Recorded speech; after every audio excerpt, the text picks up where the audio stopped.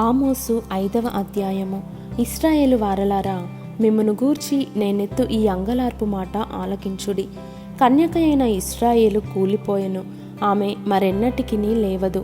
లేవనెత్తువాడొకడునూ లేక ఆమె భూమి మీద పడవేయబడి ఉన్నది. ప్రభువైన యెహోవా సెలవిచ్చినదేమనగా, ఇశ్రాయేలు వారిలో 1000 మంది అయి బయలువెళ్లిన పట్టణస్థులలో 100 మంది తప్పించుకొని వత్తురు. 100 మంది అయి బయలువెళ్లిన పట్టణస్థులలో 10 మంది తప్పించుకొని వత్తురు. ఇశ్రాయేలీలతో యెహోవా సెలవిచ్చినదేమనగా, నన్ను ఆశ్రయించుడి. నన్ను ఆశ్రయించిన ఎడల మీరు బ్రతుకుదురు. బేతేలును ఆశ్రయింపకుడి, గిల్గాలులో ప్రవేశింపకుడి, బెయేర్షెబాకు వెళ్ళకుడి.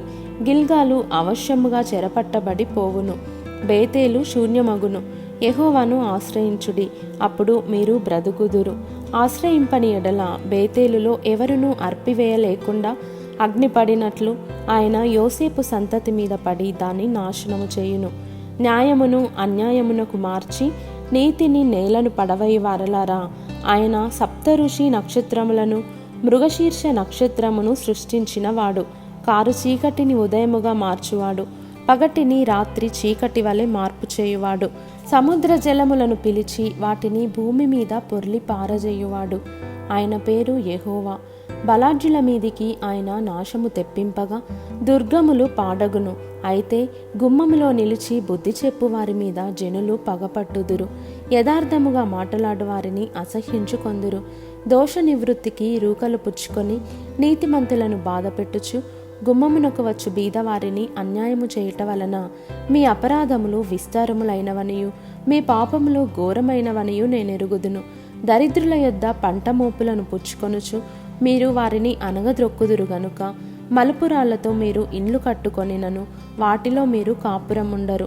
శృంగారమైన ద్రాక్ష తోటలు మీరు నాటినను ఆ పండ్ల రసము మీరు త్రాగరు. ఇది చెడు కాలము గనుక ఈ కాలమున బుద్ధిమంతుడు ఊరకుండును. మీరు బ్రతుకున్నట్లు కీడు విడిచి మేలు వెదకుడి. అలాగు చేసిన ఎడల మీరనుకొన్న చొప్పున దేవుడును సైన్యములకు అధిపతియునగు యెహోవా మీకు తోడుగా నుండును. కీడును ద్వేషించి మేలును ప్రేమించుచు గుమ్మములలో న్యాయము స్థిరపరచుడి. ఒకవేళ దేవుడును సైన్యములకు అధిపతియునగు యెహోవా యోసేపు సంతతిలో శేషించిన వారి యందు కనికరించును. దేవుడును సైన్యములకు అధిపతియునైన ప్రభువగు యెహోవా సెలవిచ్చినదేమనగా, నేను మీ మధ్య సంచరింపబోచున్నాను గనుక రాజమార్గములన్నిటిలో అంగలార్పు వినబడును. వీధులన్నిటిలో జనులు కూడి అయ్యో శ్రమ అందురు. అంగలార్చుటకు వారు సేద్యగాండ్రను పిలుతురు. రోదనము చేయ నేర్పు గల వారిని అంగలార్చుటకు పిలిపింతురు. ద్రాక్ష తోటలన్నిటిలో రోదనము వినబడును. యెహోవా దినము రావలెనని ఆశ పెట్టుకొనియున్న వారలారా, మీకు శ్రమ. యెహోవా దినము వచ్చుట వలన మీకు ప్రయోజనమేమి? అది వెలుగు కాదు, అంధకారము. ఒకడు సింహము నొద్ద నుండి తప్పించుకొనగా ఎలుగుబంటి ఎదురైనట్టు వాడు ఇంటిలోనికి పోయి గోడ మీద చెయ్యి వేయగా పాము వాని కరచినట్టు ఆ దినముండును. యెహోవా దినము నిజముగా వెలుగై ఉండదు కాదా? వెలుగు ఏమాత్రమును లేక అది కారు చీకటిగా ఉండదా? మీ పండుగ దినములను నేను అసహ్యించుకొనుచున్నాను, వాటిని నీచముగా ఎంచుచున్నాను. మీ వ్రత దినములలో కలుగు వాసనను నేను ఆగ్రహింపనొల్లను. నాకు దహన బలులను నైవేద్యములను మీరర్పించినను నేను వాటిని అంగీకరింపను. సమాధాన బలులుగా మీరర్పించు క్రొవ్విన పశువులను నేను చూడను. మీ పాటల ధ్వని నా యొద్ద నుండి తొలగనీయుడి.